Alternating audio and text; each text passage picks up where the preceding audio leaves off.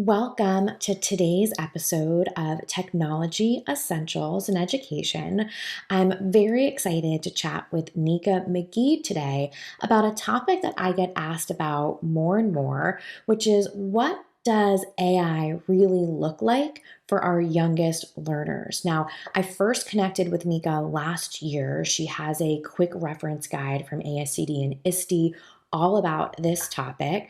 She's taught in education for quite some time as a teacher, a campus leader, a chief academic officer in public schools, and her research really focuses on how AI in education is implemented in K-12 classrooms and her perspective on what it looks like to talk about AI with younger learners and why it's important not to wait to have those conversations is really fantastic. She has so many wonderful insights. I can't wait for you to listen.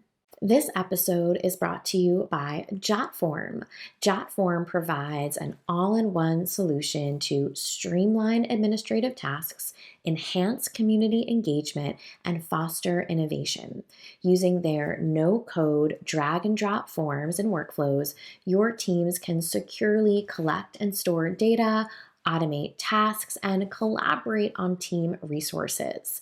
Educational institutions are also eligible for a 30% discount on Jotform Enterprise. Head to their website to learn more. Jotform.com/enterprise/education. Welcome to the podcast. I'm so excited to talk with you, not just about a big, hot topic like AI, but specifically using AI with young learners. And before we get into all of that, can you share a bit with listeners? What is your role in education? What does your day-to-day look like?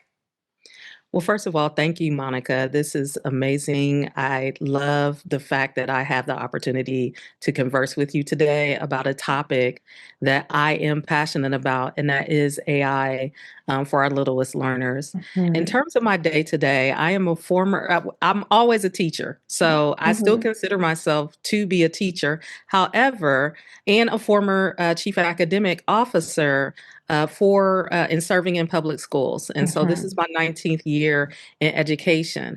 But currently, my role is more in strategic advising. My doctoral research was in AI in education and its implementation, specifically in K-12 classrooms. And because of that unique experience of being a teacher, a campus leader, a district administrator, and having the experience with implementation of AI, it was almost a perfect storm. Mhm. And people are seeking, like, how do we do this in a way that benefits our students and is effective for our communities? And I feel very fortunate to be in a position to support and to serve in that capacity. Yeah, and like you mentioned, this is a really, specific group, right, that you're Mhm. you're thinking about when we talk about using AI with younger students, younger learners. And so much of the conversation is what's going to happen to writing an essay, in a high school English classroom. Right. And I understand that, right? It's important conversation to think about students in a secondary setting, of course, but today, with this topic, when educators think about actually using AI with younger learners. What does that really mean? What does that, look like in your mind? Where do you see the right entry points? So there are several entry points. When I talk to school leaders and educators in early education, the first bridge that I want to cross is to inform them or make them aware of or connect the awareness to the fact that they're already using artificial Mhm. intelligence in some form or AI related, right? And Absolutely. so a lot of times, because the focus is so much on generative AI, they may think, oh, well, we're not using AI in the classroom. And so I think it's important to talk about things like computer adaptive tests, which is probably going to be their Mhm. first entry point, or even to say some type of machine learning, related system, or even like a recommender system. So I think it's important you're not getting scientific, in Yeah. terms of the machinations behind different artificial intelligence and artificial intelligence related systems. But I think once there is that awareness and that connection, it is an entry point to say, what do we do next? And Hmm. that's when it comes to our kids. And so I am someone who thinks that in terms of direct interactions with artificial intelligence systems, unless it's something that's guided, that's more proven, there are some proven methods out there. That's why I think it's also important to talk about the more traditional or older forms of Hmm. artificial intelligence in use. Because for our littles, I think generative AI, the jury's still out. This is a Yeah. technology that Hmm. enforce. You think about the article that the transformer article we call it's not even 10 years old.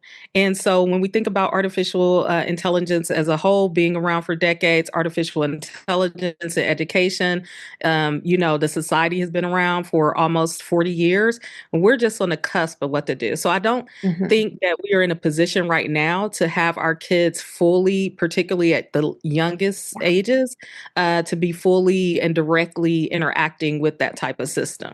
And that's such a great point about the ways that people, right, are interacting with AI already, that students are. I often say when I work with groups, we're very likely to point at something and say, that's AI, right? But Mhm. that doesn't mean that that's the only type of AI that's working maybe behind the scenes, right? Like the adaptive technology you mentioned in spaces that students, that teachers, that educators at all levels, including early elementary, are interacting with. So when we think about elementary education, I taught fifth grade for about 7 years, and fifth graders are very different than kindergartners in Yes. all the ways, right? So, how do you think about the difference between AI for kindergarten or first grade versus an upper elementary, classroom? What shifts as kids get older? So first of all, when we think about development in our littlest learners, um, there are various studies that show that the amount of learning that takes place in terms of 80% of brain development occurs between 0 to 5 Hmm. years old.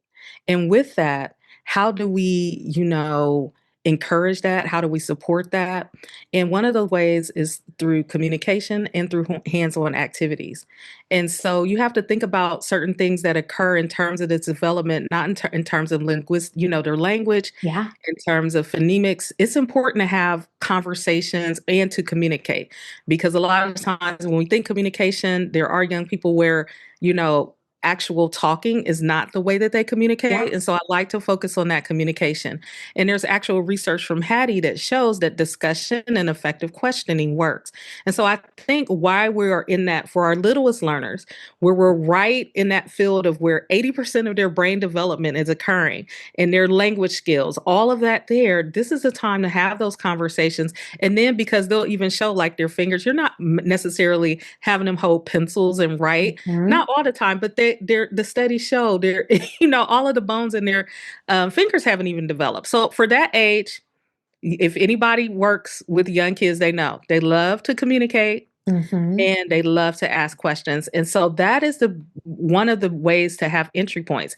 In terms of the other things they're doing, and then how do you relate that to some of the standards that they're looking for? Hmm. So unlike some of the other curriculum in terms of state standards that are available, a lot of times when it comes to pre-K and early education, there isn't a set, there are Yeah. guidelines, right? Hmm. But one of those guidelines and one of the things you can do along with this conversation is to do activities like making them aware of the real world around them and how it connects to AI as an entry Hmm. point. So I'll give you a specific example. Yeah. I might say, okay, class, okay, kids, the sky is, and then they have a plate, and they have one of their big crayons. You get to choose a color and color in the plate how you think what the color of the sky is.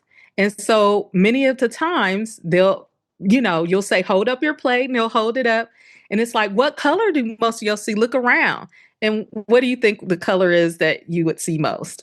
Blue, right? Blue, right? Yeah. But you'll have a kid that'll have gray. You'll have a kid that Mm-hmm. might have yellow. There may be different things. So think about the layers of questioning. Why do you think, instead of, why do you think one of you would choose yellow or several of you would choose yellow? And then you connect it and say, if I put all of your plates together and then ask the machine, because here's the other thing, they'll also think that if you that all AI is robots. So that's the Right, other thing. So exactly. put Yeah. into a machine or put into the robot, what do you think? How do you think the robot will respond? It will say blue, they'll say blue. And it's like, but what if it comes up that it's, gray this time? What do you think? So those are the type of things that you Mm-hmm. can do.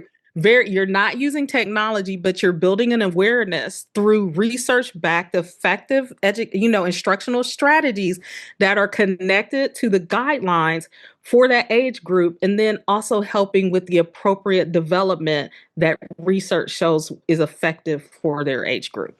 And I think that's a really great example, especially for someone who maybe, isn't quite sure what it looks like for younger children to interact with an AI tool, right? It's more about the strategy. It's more about what's happening behind the scenes that, isn't them pressing all the buttons on something, but like you mentioned, having these really, deep conversations. So what role, does the teacher play when AI does start to become part of a younger student's learning experience? Maybe it's through some of that adaptive technology. Maybe it is, right, introducing something a little bit closer to generative AI. What have you seen, or what would you recommend, a teacher's role be, in those situations? As a teacher, in determining that role, the first thing is to get guidance from either your district or your school leader, because they're going to really help shape how you interact with artificial intelligence with your kids. So that's the first step. Mhm. A lot of time, and I know that, let's say realistically, sometimes people are like, use this free trial. And you're like, Right. yes, Yeah. let's go. Hmm. I'm not recommending that. I have to look at it through the lens of like my district leader, Hmm. security, Yeah. privacy. And so I say look there first, because that is going to help you. Again, with younger kids, what you will see, and these are the things to become aware with. If you were asking me for a first step, I would say teachers go and see, even if you have to ask your IT, professionals at your school districts or in your schools, ask them which tools that they actually already use in the classroom that are either powered by AI or AI related systems. Why is that step important? Because then you're able to gain knowledge about those tools that'll help you navigate how you interact with them and how your kids interact with them. And so, for example, if you're taking a computer adaptive test, think about the different layers. First, you Hmm. have your kid who's having to press the buttons, and some of the kids they may or may not notice, depending on the testing environment, that some of them are getting questions that are different from other kids. Right. Well, why does that happen? Right? When it comes to reporting, how are the measures and the evaluation communicated with families? When you have that awareness, when you say, okay, this actual test is a computer adaptive test, these are how these tests function. Now you've become a guide and a facilitator, and you're much more in a position to help. I am also realistic. I know that there are many tools when it comes to generative AI that teachers, even for our youngest learners, are encouraged to use. But again, going back to let your school leaders be your guide. If you aren't getting the training that you feel is necessary, many of these programs and their companies do have training available. Hmm. And again, find those ways that are effective, but keep safety and privacy for your students in mind. So you asked me earlier, what would it look like? What's the difference between a littlest learner doing Yeah. hands-on activities and someone in fifth grade who may start to utilize it in a way that they are interacting? So for example, they may use something like auto draw. They may, Hmm. in terms of Yep. interaction, or another type of tool, or they may use a generative AI tool. It is up to the teacher to be aware, to monitor, but also to let kids understand the safety, the privacy protocols that are in place. Kids understand. I always recommend, because someone's like, well, how do you, even if the kids are saying robots, I say encourage them to use artificial intelligence. A kid may, a little 3-year-old may be like, Right. whatever, but you have Yeah. to encourage them to utilize Yeah. the terms. And then we do have to be realistic with the situations. But I do feel like educators can become informed. It does not mean that they have to become experts, but it is still, there are still so many teachers, unfortunately, who aren't aware of the amount of artificial intelligence that is available in their classrooms, but not as a negative, but are actually Yeah. supportive in ways that aren't communicated. We're hearing so much about efficiency, save time, Hmm. give automated feedback. And it's like, no, you can really use these to help your kids learn Hmm. in ways that are exciting. A quick note from the presenter of today's episode, Jotform. Jotform lets you build a form in minutes. Student survey forms, homework submission forms, online quizzes, and so much more. You can start from scratch, or if you want to get a head start, check out their collection of free form templates designed with teachers, schools, and districts in mind. Learn more about Jotform and how educational institutions can get 30% discount on Jotform Enterprise. Head to their website to learn more. Jotform.com/enterprise/education. And those are such great, reminders for someone who's thinking like, what is my role in all of this, right? And that level of, just being informed, right? Not having to be an expert is also such a great reminder. So much of the professional learning work that I do, right, is around that capacity building, right? You like have an understanding of these vocabulary terms, feel more confident, right, in the conversations you have with families and with students.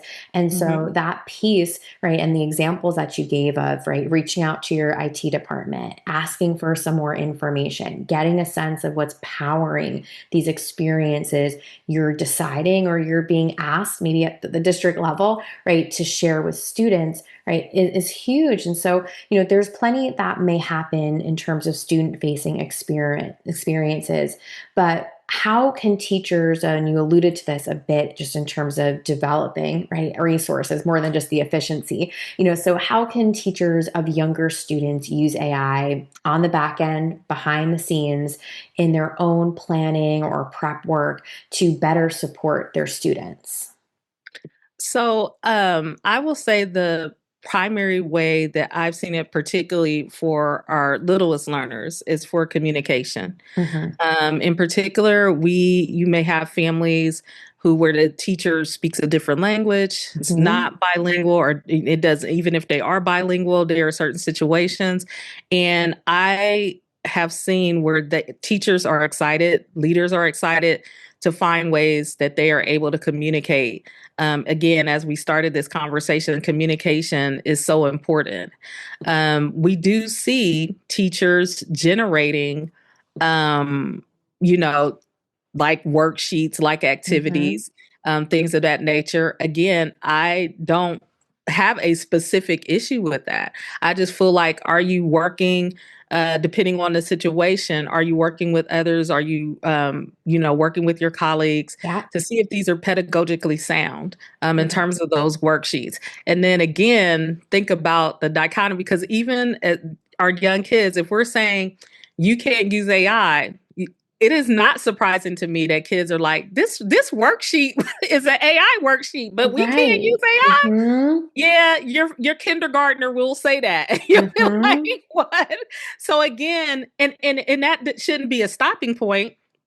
It is an entry point of conversation to say, well, me as an adult, I have different levels of access because of where I am in terms of my development and my knowledge base that you aren't, don't have yet. But what's exciting is as you continue to grow, these will be available to you. So that's the way to have the conversation, but understand that those things will occur.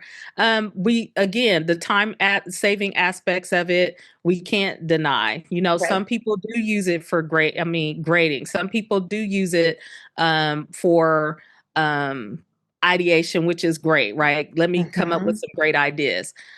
My caveats with the grading and those anything where we're entering in student information Mm-hmm. is particularly for our younger learners. We have to think about, I mean, FERPA for everybody. We all do the video every year if Yeah. you're an educator. Mm-hmm.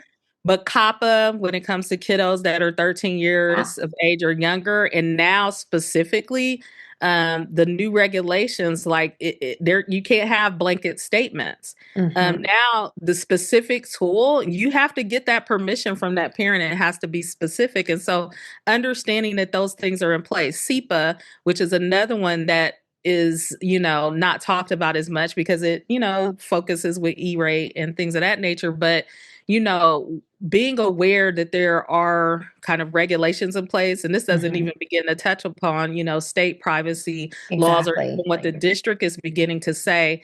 I know it's a lot for, our teachers. Their plates are full, but I would rather a teacher on the front end have this information Yeah. and understand that they can kind of take a step back and breathe and make sure that they are using it effectively in ways that keep our kids safe, as opposed to the alternative where they use something in a way that is not appropriate, but they're not aware in the consequences of those type of actions.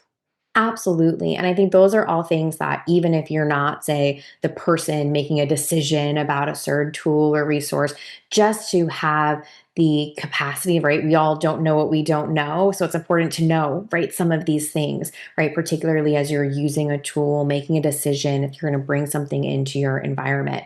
And, just to go back a moment, I really love your framing on the transparency conversations. Like, I used AI because my access is different. Like, what a wonderful way to frame that conversation for students, right, in an elementary situation, in an elementary classroom, but also students in different situations depending on their grade level. Those conversations may have some big similarities, right? When you talk about transparency and what different levels of access will open up for them, over their academic, career. So for an early elementary teacher who's curious but maybe hesitant, right, about AI use with their students, and maybe is considering, like, what would this look like if I stay offline, right, to really embrace building some AI literacy in their group of students. What is a low stakes, first step they might take? The first step is the conversation. And I know for some people, and I'm asked that question a lot, and they're always like, "Huh?" And it's like, "Yeah, what is AI? What do you think AI is?" Yes, you'll most likely get it's a robot, and that's okay, Mm-hmm. right? But having that conversation, again, it's research backed. It's what they need. It's helping with their development. Going back to what you mentioned before about having those levels and talking about those levels of access, the reason why this is important is because we know that our littlest learners have a strong grounding in fairness. What isn't Mm-hmm. fairness, what's mine, and is what isn't mine. And so I always say start with the conversation. What is AI? How do you think? If you say it's a robot, do you see robots in your life? Well, what do you Right. think about when you, because they all, I mean, a lot of kids, I don't want to say all because that's a little, but they're in your phones. What do you think when your mom or your family member or Mm-hmm. caregiver is, they're opening up their phone? What do you think when you're always, what's your favorite kind of cartoon or cartoon character? Why do you think that always shows up when you open up your, Yeah. phone or your different type of device, tablet? Those type of conversations are important. And again, Hattie shows 1 to 2 year effect size of one is 4.2, one is 8.2 in terms of the effect, the baseline being 40 in turn or zero 0.4 in terms of that effect size. And so I think it's important to understand that this is not just someone, coming out of nowhere to say questions and conversations are very powerful entry points. Of course, at that age group, hands-on activities are that's what I advocate for. Personally, again, I don't think that actual interaction Mm-hmm. with certain types of AI systems are the most effective way to introduce artificial intelligence to our littlest learners. They need to have an awareness of it. They need to be able to define it. But any type of hands-on activity, I think will work wonders. And there's so many, that are available for educators. I can recommend a couple of websites to get some of those activities if you like. Yeah, no, absolutely. If any Okay. resources you have, kind of gets me to my final question here, because I know that you share, right, and you yourself are such a great resource. You have a quick reference guide that goes through some of these components. That is a fantastic resource for anyone who's curious about this topic. So, where can people connect with you? Where can they learn more about your work and the resources you share? Yes, and thank you. Yes, I do have a, guide, AI for Young Learners, balancing tech use with authentic off-screen experiences. And I have activities called Kid Adult Partner activities, Mhm. which kind of outline, and it starts with that definition. It starts with identifying where AI and AI related systems are used around them, having those conversations.